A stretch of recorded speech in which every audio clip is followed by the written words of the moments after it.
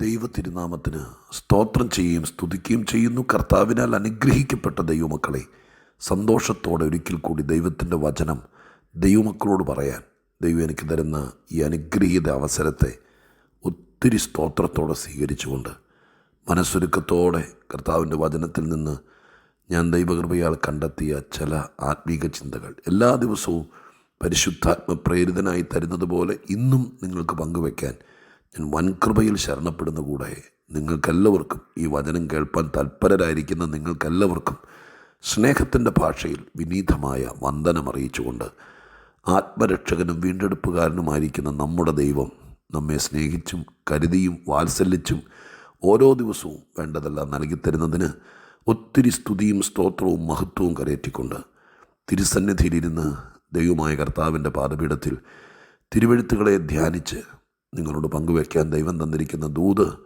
ഞാൻ ഈ സമയത്ത് നിങ്ങളോട് പറയാൻ തുടങ്ങട്ടെ. പ്രതീക്ഷയോടെ ഇരിക്കുന്ന ദൈവമക്കൾക്ക് വേണ്ടി ഇന്ന് ആത്മീക ചിന്ത പങ്കുവയ്ക്കുന്നത് രാജാക്കന്മാരുടെ പുസ്തകത്തിൽ നിന്നാണ്. 1 രാജാക്കന്മാർ 5-ാം അധ്യായത്തിൻ്റെ 29-ാമത്തെ വാക്യം ഞാൻ നിങ്ങളെ വായിച്ചു കേൾപ്പിക്കാം. 1 രാജാക്കന്മാർ 5-ാം അധ്യായം 29-ാം വാക്യം. ദൈവം ശലോമോന് ഏറ്റവും വളരെ ജ്ഞാനവും ബുദ്ധിയും കടൽക്കരയിലെ മണൽ പോലെ ഹൃദയവിശാലതയും കൊടുത്തു. പ്രധാനപ്പെട്ട പറയാൻ ആഗ്രഹിക്കുന്നത് ലാസ്റ്റ് പോയിൻ്റാണ്. കടൽക്കരയിലെ മണൽ പോലെ ഹൃദയവിശാലത കൊടുത്തു. ശലോമോന് ദൈവം ജ്ഞാനവും ബുദ്ധിയും കൊടുത്തു എന്ന് പൊതുവിൽ നമ്മൾ പറയുന്നതാണ്, എല്ലാവർക്കും അറിയാവുന്നതാണ്. പക്ഷെ ആ കൂടെ ദൈവം കൊടുത്ത ഒരു കാര്യം കൂടെ നമ്മുടെ ശ്രദ്ധിക്കപ്പെടാതെ പോയത് കൊണ്ടായിരിക്കാം അധികം ആളുകൾ പറഞ്ഞു കേട്ടിട്ടില്ല. മറ്റേതെപ്പോഴും പറയുന്നത് കേൾക്കാം. കടൽക്കരയിലെ മണൽ പോലെ ഹൃദയവിശാലത. ഹൃദയവിശാലത എന്ന ഈ മലയാളത്തിന് ഇംഗ്ലീഷിൽ ഇൻസൈറ്റ് എന്നാണ് കൊടുത്തിരിക്കുന്നത്. ഇൻസൈറ്റ്. ഈ വാക്യത്തിൽ നിന്ന് 2-3-4 കൂട്ടം കാര്യങ്ങൾ പറഞ്ഞോട്ടെ.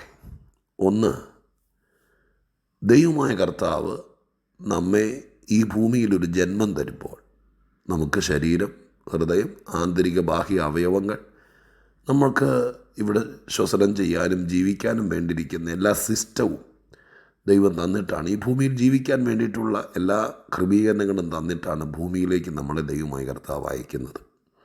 ഒരു മനുഷ്യനായിട്ട് ജീവിക്കാൻ അതിന് വേണ്ടതെല്ലാം ഉണ്ട്. ആവശ്യത്തിന് ബുദ്ധി, ചിന്തിക്കാനുള്ള കഴിവ്, അങ്ങനെ ഒത്തിരി കാര്യങ്ങൾ ഞാനത് പറയണ്ടല്ലോ. എന്നാൽ ഇവിടെ വന്നതിന് ശേഷം ഈ ലോകത്തിൽ നിന്ന് നമ്മൾ ആർജിച്ചെടുക്കുന്ന ഒത്തിരി കാര്യങ്ങളുണ്ട്. വിദ്യാഭ്യാസം, സാമൂഹ്യപരമായിരിക്കുന്ന പൊതുവായ അറിവുകൾ, അങ്ങനെ ഒത്തിരി കാര്യങ്ങൾ, ആരോഗ്യം, ഭാഷ, ഇതൊക്കെ ഒത്തിരി ഇവിടെ വന്നതിന് ശേഷം നമ്മൾ നമ്മുടെ ചുറ്റുവട്ടത്ത് നിന്ന്, നമ്മുടെ വീട്ടിൽ നിന്ന്, പരിസ്ഥിതികളിൽ നിന്നൊക്കെ ആർജിച്ചെടുക്കുന്നതാണ്. കുറച്ചുകൂടെ സൂക്ഷ്മതയോടെ തിരുവെഴുത്തിനെ ആധാരമാക്കി മനസ്സിലാക്കിയാൽ ഈ പ്രകൃതിയും ഇവിടുത്തെ ആളുകളും ബന്ധങ്ങളും നമുക്ക് ഇവിടുന്ന് പഠിപ്പിച്ചോ ചൊല്ലിയോ തരുന്നതിനേക്കാൾ അപ്പുറം ജന്മം തന്ന കർത്താവിനോട് തന്നെ ചോദിച്ചാൽ ഈ ഭൂമിയിൽ നമുക്ക് വേണ്ട, നമ്മളെ മാന്യരാക്കുന്ന, നമ്മെ ഉയർത്തുന്ന, നമ്മളെ ജയാളികളാക്കുന്ന, നമ്മളെ സമർത്ഥരാക്കുന്ന, നമ്മെ ഈ ഭൂമിയിൽ അഭിമാനമാക്കുന്ന പലതും ദൈവത്തോട് പിന്നെയും ചോദിച്ചാൽ തരുമെന്നുള്ള കാര്യം വേദപുസ്തകം അഖണ്ഡിതമായി പറയുന്ന കാര്യങ്ങളാണ്. അതിന് ഏറ്റവും ഡയറക്റ്റ് ഒരു വാക്യമുണ്ട്. നിങ്ങളിൽ ഒരുവന് ജ്ഞാനം കുറവാണെങ്കിൽ ഫൽസിക്കാതെ എല്ലാവർക്കും ഔദാര്യമായി കൊടുക്കുന്ന ദൈവത്തോട് ചോദിക്കട്ടെ.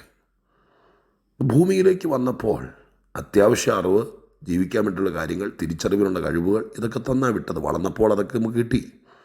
ഏതൊരു മനുഷ്യനും പൊതുവിൽ അങ്ങനെ ഈ ഭൂമിയിൽ നമുക്ക് ലഭിക്കും. എന്നാൽ യാക്കോബ് അപ്പോസ്തലൻ പറഞ്ഞ വാക്യമാണ് ഞാനിപ്പോൾ പറഞ്ഞത്. സഭയ്ക്കകത്തേക്ക് ഒരുവൻ വന്നു കഴിയുമ്പോൾ ഈ ലോകത്തിൽ നിന്ന് കിട്ടിയ ജ്ഞാനം, അറിവ്, വിദ്യാഭ്യാസം, ചിന്ത, അതുകൊണ്ട് സഭയ്ക്കകത്ത് വിജയകരമായിട്ട് മുന്നോട്ട് പോകാൻ പറ്റുകയില്ല. കാരണം തിരുസഭയ്ക്കകത്ത് വന്നു കഴിയുമ്പോൾ ആൾ മാറി, ദൈവത്തിൻ്റെ ആളായി മാറി. പിന്നെ ദൈവത്തിൻ്റെ ആളെന്ന നിലയ്ക്ക് സാത്താന്യ തന്ത്രങ്ങളുമായിട്ട് നമ്മൾ ഏറ്റുമുട്ടേണ്ടി വരും. സാത്താനുമായിട്ട് നേരിട്ട് കൈയും ചുരുട്ടി മസിലും ചുരുട്ടി അല്ല, തന്ത്രങ്ങളാണ്. തന്ത്രങ്ങളെ ജയിപ്പാൻ ജ്ഞാനം കൊണ്ടേ പറ്റൂ. അപ്പോൾ ആത്മീക ജീവിതം തുടങ്ങുമ്പോൾ ജ്ഞാനം ആവശ്യമാണ്. ചുമ്മാ ഈ ഭൂമിയിൽ ഒരുത്തൻ ഏതെങ്കിലും വിധത്തിൽ ജീവിച്ച് തീർക്കുന്ന പോലെയല്ല ഒരുവൻ യഥാർത്ഥ ആത്മീകനായി ക്രിസ്തീയ ജീവിതം നയിക്കുന്നത്. എന്നെ കേൾക്കുന്ന നിങ്ങൾ ആത്മീക ജീവിതമാണ് നയിക്കുന്നതെങ്കിൽ പിള്ളേരെ വളർത്താൻ, കുടുംബജീവിതം നയിക്കാനൊക്കെ വളരെ പരിജ്ഞാനികളായിട്ട് വേണം. അതിനുള്ള ജ്ഞാനം ദൈവത്തോട് ചോദിച്ച് മേടിച്ചോളണം. എങ്കിലും ഇവിടെ വിജയിക്കാൻ പറ്റുള്ളൂ. ഇല്ലെങ്കിൽ എന്നും അസ്വസ്ഥനായിരിക്കും കേട്ടോ. അപ്പോൾ ദൈവത്തോട് ചോദിച്ചാൽ ഈ ഭൂമിയിൽ വെച്ച് നമുക്ക് ലഭിക്കുന്ന ഒത്തിരി കാര്യങ്ങൾ. ഈ ചോദിക്കുന്നതിനേക്കാൾ അപ്പുറം കൊടുക്കുക എന്നുള്ളതാണ് ദൈവത്തിൻ്റെ പോളിസി. ശലോമോൻ ഈ ഹൃദയവിശാലതയൊന്നും ചോദിച്ചതല്ല. ഇത്രയും പോകുന്ന ജനത്തെ മുഴുവൻ നിൻ്റെ ആളുകളെ ഞാൻ ഭരിക്കേണ്ടതിന് എനിക്ക് ജ്ഞാനവും വിവേകവും തരണം, അത്രേ ചോദിച്ചോളൂ.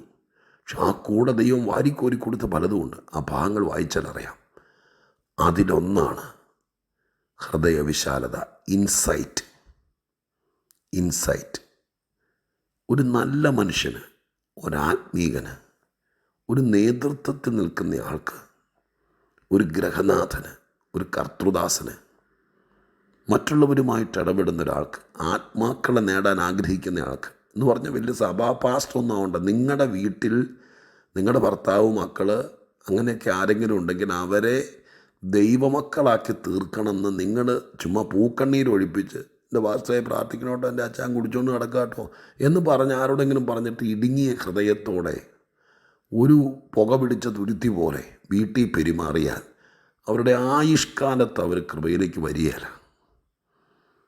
മറ്റുള്ളവരെ നേടുകയും മറ്റുള്ളവരുടെ മുമ്പിൽ അഭിമാനത്തോടെ ജീവിക്കുകയും ആത്മീകം ഒരന്തസ്സുള്ള കാര്യമാണ് മറ്റുള്ളവരെ കൊണ്ട് പറയിപ്പിക്കുകയും ചിലരെ കൂടി, നിങ്ങളുടെ വീട്ടിൽ തന്നെ ചിലരെ കൂടി ഈ മാർഗത്തിലേക്ക് ആകർഷിച്ച് നിത്യതയ്ക്ക് യോഗ്യരായി ഒരുക്കുകയും ചെയ്യണമെന്ന് നിങ്ങൾക്ക് ആർക്കെങ്കിലും ആഗ്രഹമുണ്ടെങ്കിൽ ദയവായിട്ട് ഞാൻ ഈ പറയുന്ന വാക്യം നിങ്ങൾ ശ്രദ്ധിക്കണം. അവർക്കൊരു ഇൻസൈറ്റ് ഉണ്ടായിരിക്കണം. ഹൃദയവിശാലത, ഇൻസൈറ്റ്, ഉൾക്കാഴ്ച. അത് ദൈവമാണ് തരുന്നത്. ഈ വാക്യത്തിൽ നിന്ന് നമുക്ക് മനസ്സിലാക്കാൻ കഴിയുന്നു. ഉൾക്കാഴ്ച, ഇൻസൈറ്റ്, ഹൃദയവിശാലത എന്നൊക്കെ പറയുന്നത് സർവശക്തനായ ദൈവമാണ് തരുന്നത്. എൻ്റെ പ്രിയപ്പെട്ടവരെ, ഹൃദയവിശാലതയില്ലാത്ത, ഉൾക്കാഴ്ചയില്ലാത്ത ഒരു മനുഷ്യൻ്റെ കൂടെ ജീവിതം കഴിച്ചു കൂട്ടാൻ പോലും പാടാണെന്നാണ് ഇത് പറഞ്ഞുകൊണ്ടിരിക്കുമ്പോൾ ദൈവാത്മാവ് എനിക്ക് ബോധ്യമാക്കി തരുന്നത്. ഈ ഉൾക്കാഴ്ചയില്ലാത്ത, ഇൻസൈറ്റ് ഇല്ലാത്ത ആളുകളാണ് ഈ സംശയാലുക്കൾ. ആരോടെങ്കിലും മിണ്ടുന്ന കണ്ടാൽ പെട്ടെന്ന് സംശയം. കാരണം ഹൃദയം ഇടുങ്ങിയതാണ്. ഒരു ഫോൺ വന്നു കഴിഞ്ഞാൽ ഈ പൊതുവിൽ നമ്മുടെ ആളുകൾ എന്ന് പറഞ്ഞാൽ കേരളക്കരയിലെ മലയാളികളായിരിക്കുന്ന ആളുകൾ ഒത്തിരി സംശയാലുക്കളാണ്. എല്ലാവരുമല്ല, പലരും. വിശ്വാസികളായിരിക്കുന്ന ആളുകൾ കൂടുതലും എനിക്കും തോന്നിയിട്ടുണ്ട്. വേറൊരു കുഴപ്പമല്ല, പിശാചോ സാത്താനൊന്നുമല്ല കുഴപ്പം. ഇത് പരിഹരിക്കാൻ പറ്റുന്നതാണ്. ദൈവത്തോടെല്ലാവരും ചോദിക്കണം, ദൈവമേ എനിക്ക് ഹൃദയവിശാലത, ഇൻസൈറ്റ്, ഉൾക്കാഴ്ച. അതാണ് ഒരു മനുഷ്യനെ പ്രൗഢമാക്കുന്നത്. ഒരു വസ്തുതയെക്കുറിച്ചുള്ള ഉൾക്കാഴ്ച, പുറമേ കാണുന്ന അല്ല. അതുകൊണ്ടാണ് ബൈബിൾ പറയുന്നത് മനുഷ്യൻ പുറമേ ഉള്ളത് കാണുന്നു, പുറമേ ഉള്ളത് നോക്കുന്നു. ഉൾക്കാഴ്ച, ഉള്ളു കാണാൻ, മറ്റൊരുത്തനെ അവൻ്റെ മനസ്സ് കാണാൻ, അവൻ എന്തുകൊണ്ടത് ചെയ്തു എന്ന് ചിന്തിക്കാൻ, അത് മനസ്സിലാക്കാൻ, അതിന് വേണ്ടിയിട്ട് അസാധാരണമായി ദൈവം തരുന്ന ഒരു വലിയ കഴിവാണ് ഈ ഉൾക്കാഴ്ച. രണ്ടു വശം പറഞ്ഞു നിർത്താം. പ്രിയരെ, നിങ്ങൾക്ക് ഇൻസൈറ്റുള്ളൊരമ്മയാണെങ്കിൽ, ഇൻസൈറ്റുള്ള അപ്പനാണെങ്കിൽ, ഹൃദയവിശാലതയുള്ളൊരു കർത്തൃദാസനാണെങ്കിൽ, അങ്ങനെ ആ ഉൾക്കാഴ്ച, ഇൻസൈറ്റ്, ഹൃദയവിശാലത എന്നൊക്കെ നമ്മൾ പറയുന്ന ഈ ഭാഗം നന്നായിട്ട് ദൈവത്തിൽ നിന്ന് ചോദിച്ച് വാങ്ങിച്ച ഒരാളാണെങ്കിൽ നിങ്ങളെ പറ്റിക്കാൻ, ചതിക്കാൻ പോലും പറ്റുകയില്ല. കാരണം ഒരാളുടെ ഉള്ളു കാണാൻ പറ്റും. ഉൾക്കാഴ്ച രണ്ട് വിധത്തിലാണ്. അന്തർഗതങ്ങളെ കാണുന്ന, ഉദ്ദേശം മനസ്സിലാക്കുന്ന ഒരു പ്രത്യേക കഴിവാണ് ദൈവം തരുന്നത് കേട്ടോ. അയ്യോ, അതൊക്കെ വലിയ വലിയ കാര്യമാണ്. ഒരു മനുഷ്യനായിട്ട് ജീവിച്ച് കുറേ പണവും കുറേ കാശും കുറേ വസ്ത്രവും മാത്രമായിട്ട് ഈ ഒരു വീട്ടിനകത്ത് ഒതുങ്ങുമല്ല. ഉൾക്കാഴ്ച ഉള്ളവർ ഉണ്ടാകട്ടെ. സ്തോത്രം നിങ്ങളുടെ വീട്ടിലുണ്ടാകട്ടെ. നിങ്ങളുടെ ജീവിത പങ്കാളിക്ക് വേണ്ടി പ്രാർത്ഥിക്കുക. ഇതൊക്കെ പ്രാർത്ഥിക്കുക. പോരാട്ടമാണ്, പിശാചാണ്, ദൈവമേ കെട്ടുപൊട്ടിക്കണേന്ന് മാത്രം പറയാതെ, ദൈവമേ എൻ്റെ പ്രിയപ്പെട്ടവന് ഹൃദയവിശാലത കൊടുക്കണേ, എല്ലാവരെയും ഉൾക്കൊള്ളാൻ. ചിലർക്ക് ഈ ആത്മീയ കാര്യങ്ങളൊക്കെ പറയുമ്പോഴത്തേക്കും ദൈവമക്കളെ കാണുമ്പോഴേക്കും അങ്ങ് മുൻവിധി കൊണ്ട് ആരൊക്കെയോ പറഞ്ഞു കേട്ടതുകൊണ്ട് എവിടെന്നൊക്കെയോ കേട്ടതുകൊണ്ട് അങ്ങോട്ട് കയ്പാണ്. അങ്ങ് വല്ലാത്ത മുഖത്ത് നോക്കിയാൽ അറിയാം ഉൾക്കാഴ്ചയില്ലാത്തത് കൊണ്ടാണ്.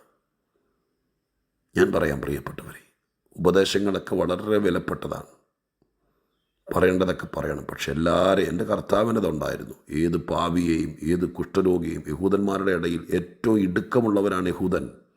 ഒട്ടും ഉൾക്കാഴ്ചയില്ലാത്ത ഹൃദയവിശാലതയില്ലാത്ത ആളുകൾ. അവരല്ലാതെ വേറെ ആരും രക്ഷപ്പെടരുത്, അവരല്ലാതെ വേറെ ആരും സ്വർഗത്തിലുണ്ടാകരുത്, അവരുടെ മാത്രമാണ് ദൈവം എന്നൊക്കെ പിടിവാശി പിടിച്ചുകൊണ്ടിരുന്ന വേറെ ആരെങ്കിലും ഈ അപ്പോസ്തലന്മാർക്ക് എല്ലാവർക്കും ഉണ്ടായിരുന്നത്.